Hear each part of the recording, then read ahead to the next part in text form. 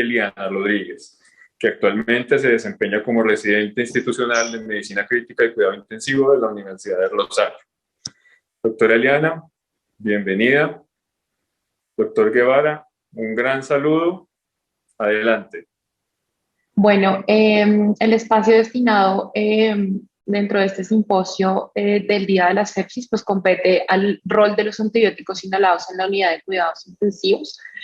Para eso vamos a abordar tres objetivos muy puntuales. El primero será reconocer la plausibilidad del uso de antibióticos inhalados en pacientes con neumonía. El siguiente va a ser recordar las recomendaciones para la administración de antibióticos inhalados en los pacientes con neumonía y finalmente valorar cuál es la evidencia que hay hasta la fecha para la administración de los mismos en la unidad de cuidados intensivos. En cuanto a la plausibilidad del uso de estos medicamentos en neumonía, pues debemos recordar rápidamente la composición de la membrana alveolo-capilar y cómo hay cambios histopatológicos desde las vías aéreas de grande, mediano y pequeño calibre hasta finalmente alcanzar los sacos alveolares, donde nos encontraremos con las células epiteliales o tipo 1, que estarán unidas por zonas ocludens y algunas integrinas que evitarán el paso libre de sustancias de un gran peso molecular desde la luz alveolar hacia la luz capilar o inclusive la membrana basal con el intersticio. Adicionalmente, recordar que hay un recubrimiento por el líquido epitelial alveolar, el cual va a ser muy importante para el perpetuar las infecciones a nivel pulmonar, debido a que al ser un líquido estéril y de difícil manejo y erradicación de patógenos, genera la perpetuación. Finalmente, rápidamente, las membranas basales, tanto del alveolo como del epitelio, que finalmente se encontrarán con las células epiteliales de los capilares alveolares y que realmente pues evitarán el paso de sustancias tanto de la luz capilar hacia la luz alveolar como de la luz alveolar hacia la luz capilar. Entonces, vamos a hablar de la primera ventaja que tendrían los antibióticos inhalados, que sería la mejor biodisponibilidad a nivel del foco pulmonar o como tal del foco alveolar, siendo que en los casos de neumonías por bacterias multidrogoresistentes, las opciones terapéuticas que tenemos tienen una baja penetrancia pulmonar por características propias de los antimicrobianos y asimismo por las características anatómicas que acabamos de recordar de la membrana alveolo-capilar, y es esta la principal y mayor ventaja que hace atractivo el estudio de los medicamentos y además brinda el mayor punto de plausibilidad biológica para la administración de los mismos. Asociado a esta mejor biodisponibilidad a nivel alveolar, se encontrará una alta dosis que va a estar por encima de las concentraciones mínimas inhibitorias de las bacterias a nivel del epitelio alveolar, y asociado también a las características de la acción local está la presencia de menores efectos sistémicos, dentro de los que se destacan la nefrotoxicidad y la ototoxicidad por la administración de aminoglucósidos de manera sistémica. Y finalmente, dos ventajas que vienen a estar asociadas en cuanto a la temática del uso racional de antibióticos, donde podremos realizar ajustes antibióticos oportunos y vamos a tener una menor tasa de resistencias microbianas en el sentido en que se van a ahorrar antibióticos sistémicos. Adicionalmente, tenemos entonces que tener en cuenta que para poder determinar la eficacia de estos medicamentos, aparte de estas ventajas y bondades que hemos revisado, debemos tener en cuenta la anatomía, la ventilación y las características del aerosol que va a ser el que entrega el medicamento. En cuanto a la anatomía, recordar que además de estas alteraciones histopatológicas que hay desde las vías aéreas de gran calibre a las de mediano calibre y las de pequeño calibre, nos vamos a remitir al blanco terapéutico, que serían los bronquiolos respiratorios, los ductos alveolares y los sacos alveolares, siendo estructuras que tienen un diámetro, un calibre de 0.5 milímetros de diámetro hasta 250 y 300 micrómetros de diámetro, donde entra a jugar un papel muy importante el tamaño de la partícula que debe ingresar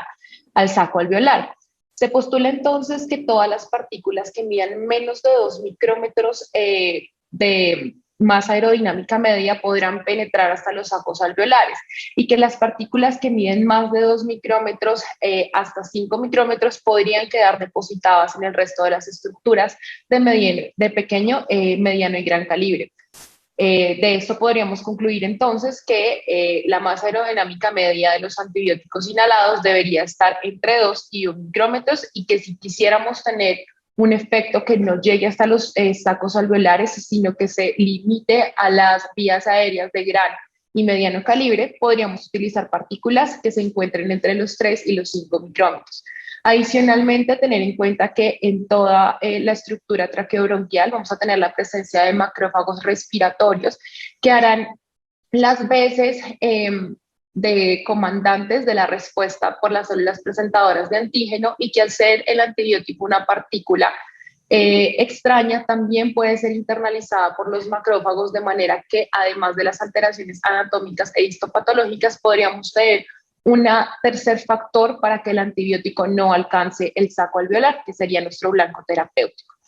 En cuanto a la ventilación, tener en cuenta que al estar ante pacientes ventilados y al tener que administrar un medicamento en el ciclo respiratorio, lo más lógico sería favorecer la administración del medicamento durante la totalidad del ciclo respiratorio. Sin embargo, como vemos en la gráfica de la derecha, los nebulizadores convencionales tienen la desventaja de que al administrar el antibiótico en el tiempo total respiratorio hay una gran porción del medicamento que se va a perder al ser administrada en el asa expiratoria. Es por esto que con el tiempo se han venido investigando diferentes dispositivos que favorezcan la administración del medicamento, bien sea en una sincronización con la ventilación o bien sea en una sincronización con el pico respiratorio, o bien favoreciendo así la velocidad y la mayor biodisponibilidad a nivel alveolar. La imagen que vemos a la izquierda es un nebulizador de control adaptativo que corresponde a la cuarta gráfica de ventilación a la derecha, donde nosotros podemos ver que el 100% del antibiótico, de la proporción del antibiótico, está siendo entregada en el pico inspiratorio. Desafortunadamente, para la fecha no tenemos estudios que hablen de la administración de antibióticos inhalados, pero sí se ha determinado que es el mejor dispositivo para administración de algunos otros medicamentos como broncodilatadores.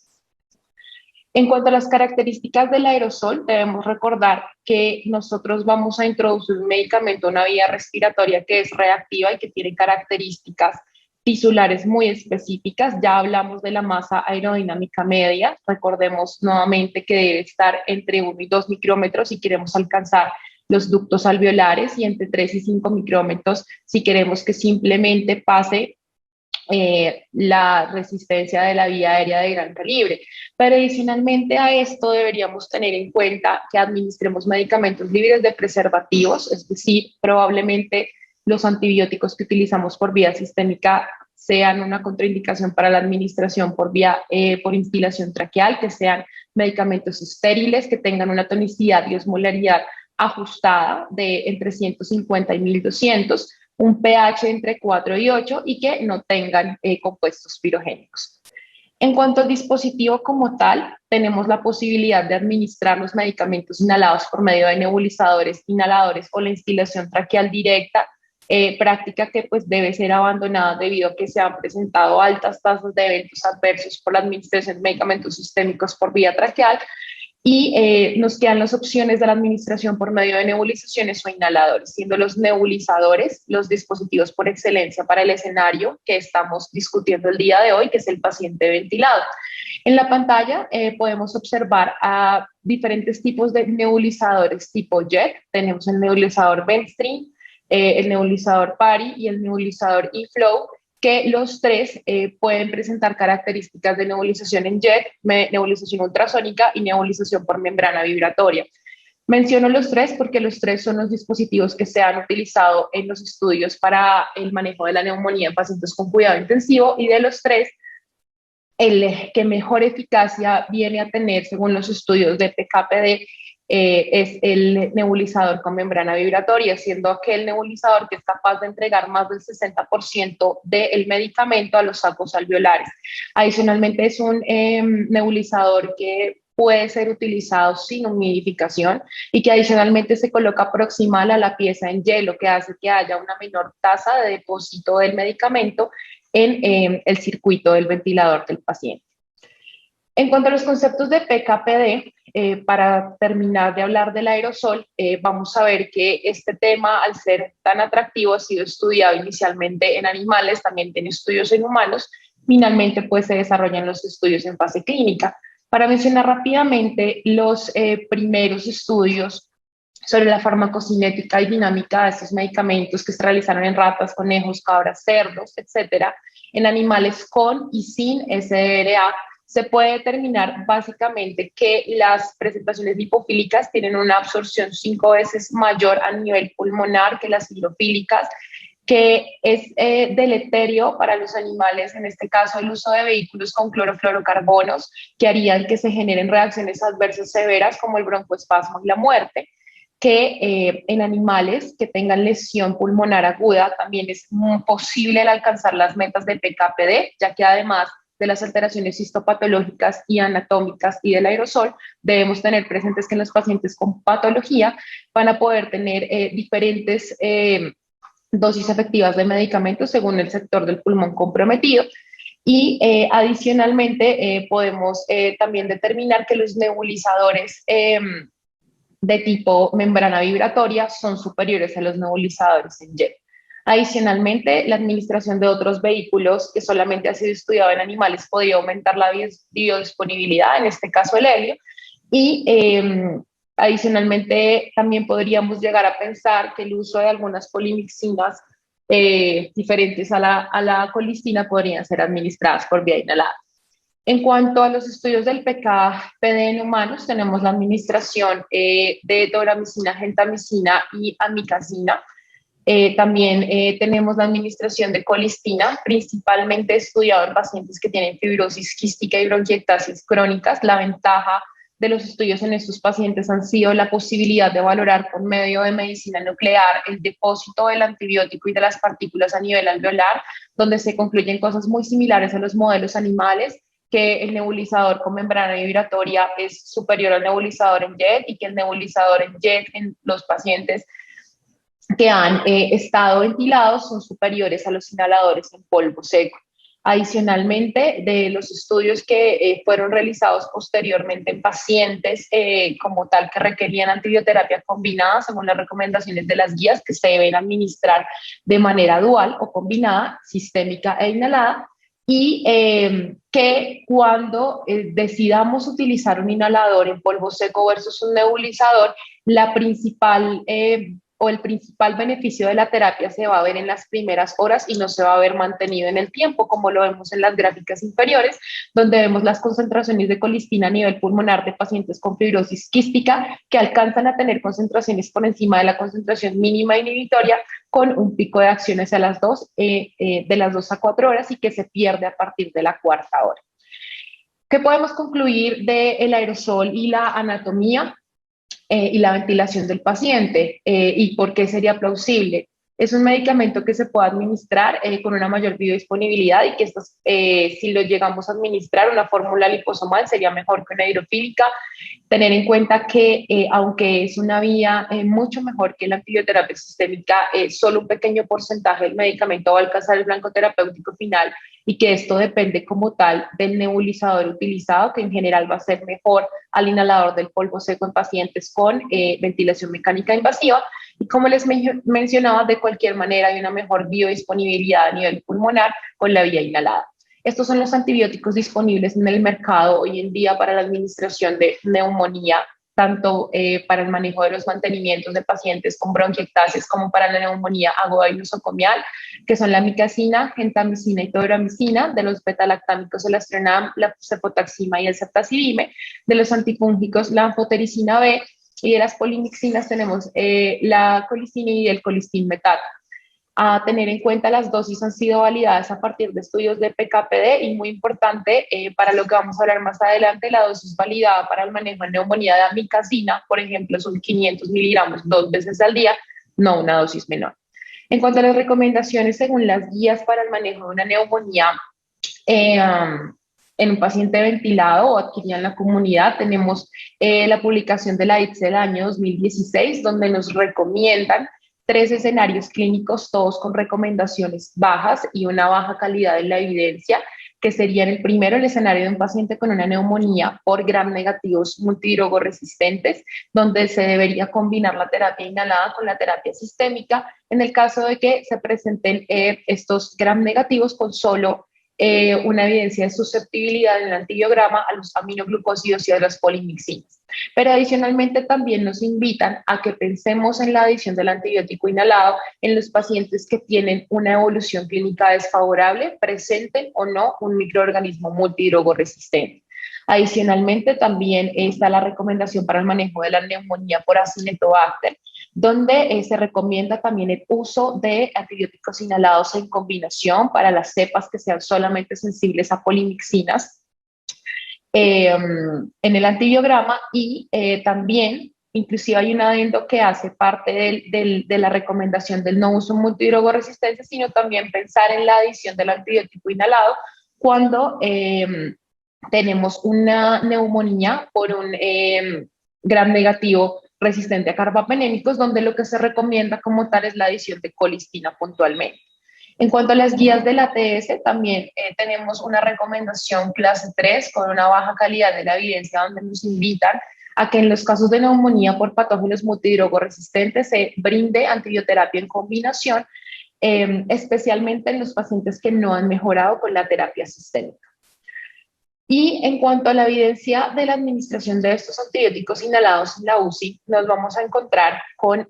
básicamente una línea de tiempo que se traza hasta antes del año 2017 y posterior al año 2017, donde previo al año 2017 se venían desarrollando múltiples estudios, múltiples grupos en diferentes países que han querido comprobar la hipótesis de que los antibióticos inhalados efectivamente podrían mejorar los desenlaces de los pacientes con neumonías por patógenos multidrogoresistentes o podrían ser útiles en el manejo de el mantenimiento de los pacientes con fibrosis quística oroinquiectácea. Si nos encontramos con un gran embudo donde podríamos encontrar en la literatura médica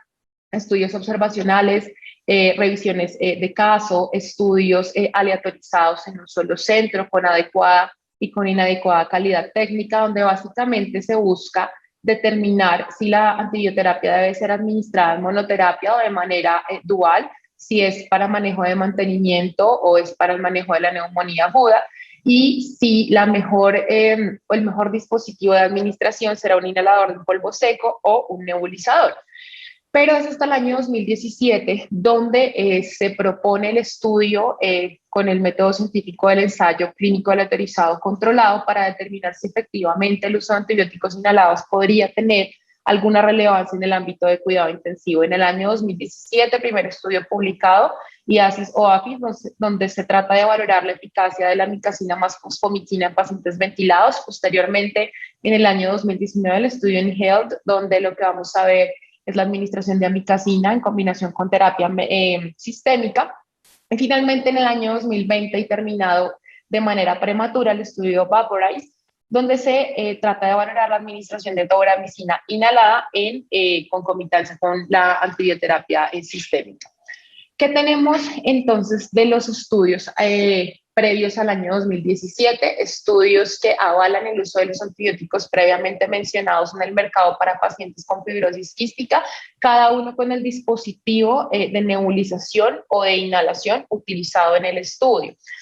Y en cuanto al ámbito de cuidado intensivo, les voy a presentar un metaanálisis que fue publicado en el año 2018, un año después de la publicación del estudio AFIS, pero que no fue incluido como tal en el análisis, pero que llama la atención y nos invita a pensar que efectivamente la administración de antibióticos inhalados puede llegar a tener un beneficio clínico importante. En las gráficas inferiores,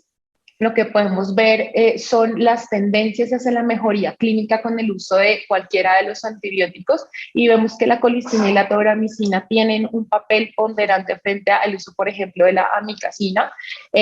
Cosas que nos invitan a pensar estas gráficas son las dosis utilizadas en los diferentes estudios, los dispositivos que se utilizaron en los diferentes estudios y se puede concluir que efectivamente las dosis de amicacina que se han utilizado desde el año 2017 para atrás como desde el año 2017 para adelante son inefectivas, siendo dosis menores a 500 miligramos 2 veces al día. Cuando se valora el uso de antibióticos inhalados para la erradicación microbiológica, que es considerado por algunos autores como uno de los desenlaces fuertes, por algunos detractores como un desenlace que no debería estudiarse, ya que el solo depósito del medicamento podría generar erradicación de las bacterias en las muestras,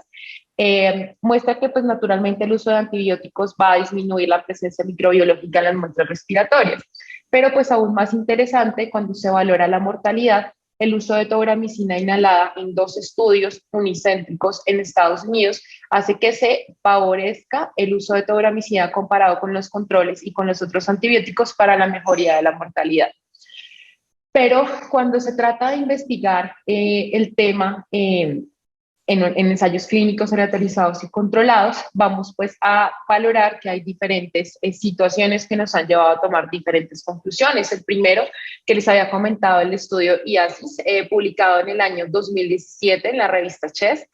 que incluyó 143 pacientes, 71 pacientes aleatorizados al brazo de administración de 300 miligramos de amicacina más 120 miligramos de fosfomicina versus placebo, más terapia médica estándar, que sería determinada como la administración de meropenem o imipenem en terapia dual con colistina o cualquier otro aminoglucósido sistémico. El dispositivo utilizado en el estudio fue el dispositivo eFlow Inline, que es un dispositivo PARI con membrana vibratoria, y el objetivo era el cambio en el score clínico de la severidad de la neumonía.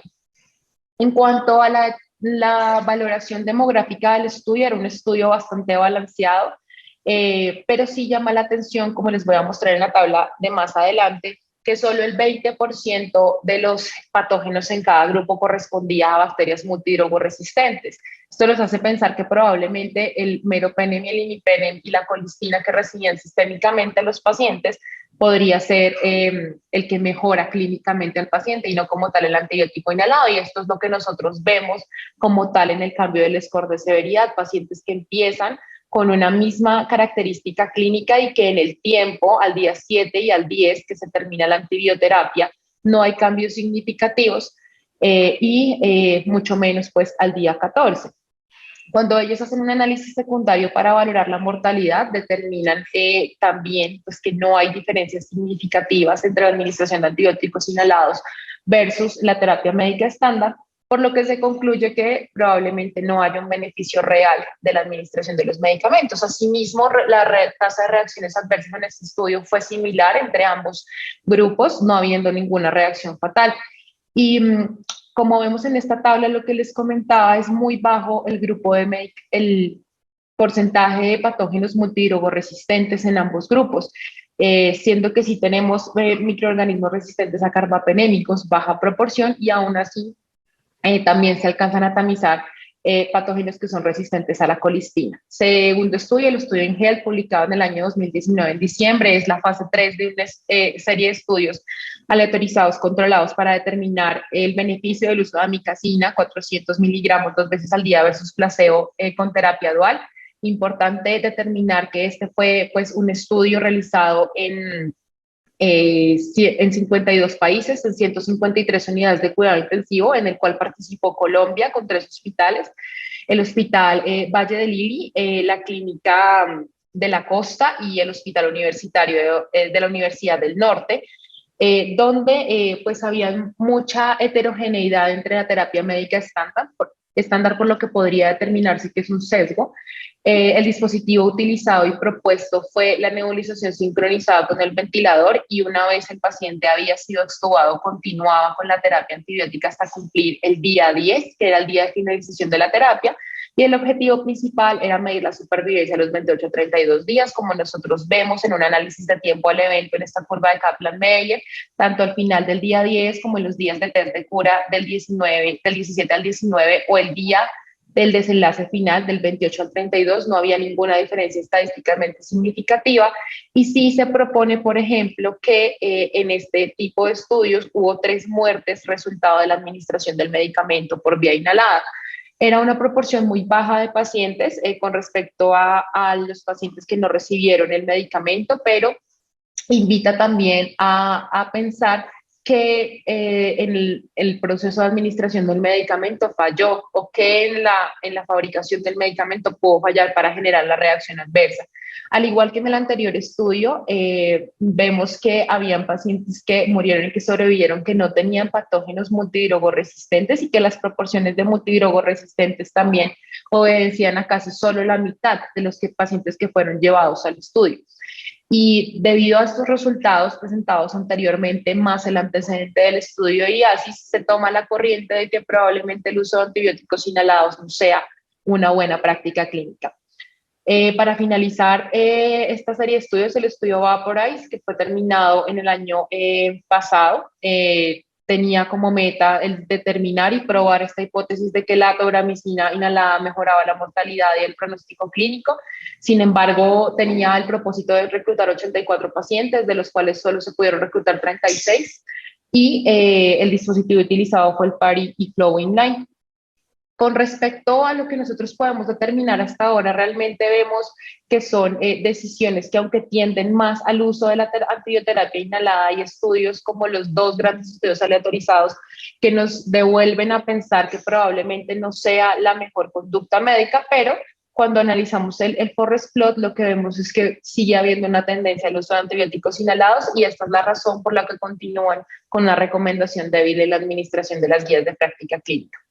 ¿Por qué se ha considerado que los estudios no funcionan? Como les mencionaba, no todos los microorganismos son multidrogoresistentes. Las dosis de los antibióticos utilizados son menores a las que se habían validado en los estudios de PKPD en humanos. El dispositivo que se ha utilizado es diferente entre cada uno de los estudios, y probablemente asociado al tipo de dispositivo, en la sincronización con la ventilación y el uso de humidificadores puede también alterar la biodisponibilidad del medicamento. ¿Qué otros estudios vienen ahora para la administración de medicamentos inhalados? Está la administración de vancomicina, Astronam, el colistimetato que les había mencionado, y nuevamente probar la amicacina con esta dosis menor en pacientes ventilados. Y finalmente, para cerrar, ¿cuál sería el rol de los nuevos antibióticos ahorradores de carbapenémicos? Siendo que la terapia médica estándar ya no va a ser la terapia médica que hemos valorado en los 3 estudios anteriores, que es la administración de carbapenémicos en combinación con algún otro antibiótico. Como conclusiones, pues podemos determinar que la terapia de antibióticos inhalados, según la recomendación de las guías, podría considerarse como una terapia estándar para los pacientes con neumonía por multidrogoresistencias, que debe iniciarse en las primeras 48 a 72 horas, que la terapia siempre debe ser dual, es decir, una terapia sistémica en asociación con la terapia inhalada, y debemos pensar si la terapia convencional ahora incluiría estos nuevos antibióticos ahorradores de carbapenémicos. El dispositivo que deberíamos utilizar, idealmente los nebulizadores de control adaptativo, probablemente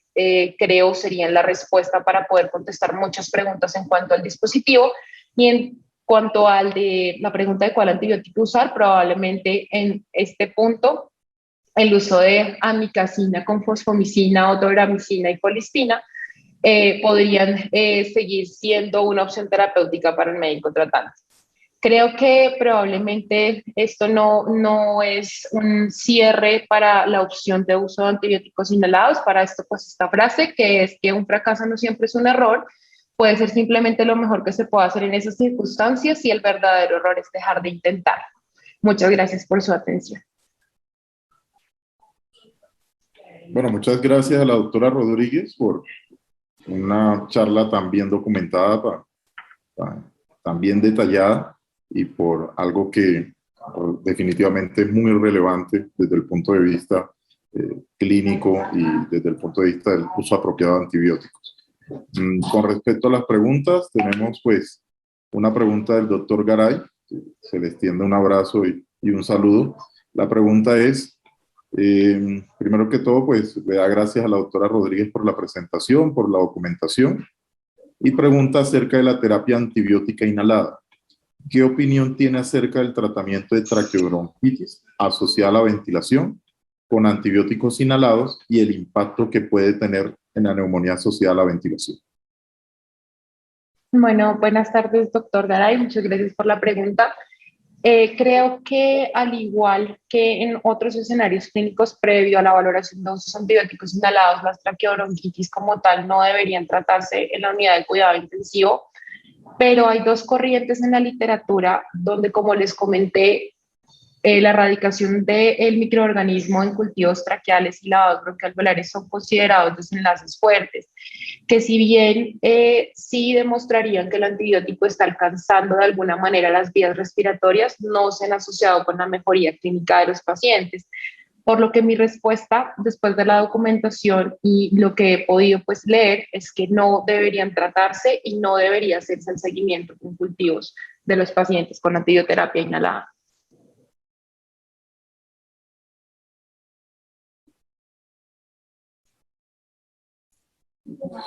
Bueno, si hay alguna otra pregunta en el chat, hay una pregunta del doctor Eber Leonardo Rojas, también se le extiende un saludo y un abrazo. Dice: felicitaciones por la presentación. ¿Haría diferencia si el sistema de nebulización está integrado al ventilador mecánico y no es una adición al circuito? Pues buenas tardes, doctor Leonardo, también muchas gracias por la pregunta. Inicialmente se ha proponido que los nebulizadores de control adaptativo sean una extensión de la pieza que va previa al tubo en Y del paciente. Y probablemente si el nebulizador no tiene sistema de humidificación, no habría ninguna diferencia si se adiciona aparte de una pieza que esté introducida dentro del circuito. Entonces, mi respuesta sería: depende de si el dispositivo lleva humidificación o no. Y técnicamente, si no lleva humidificación, sería adecuado colocarlo como una pieza externa. Pero pues sí, definitivamente el nebulizador de control adaptativo que va con el ventilador, pues sería la mejor opción, que no ha sido probado en antibióticos inhalados a la fecha.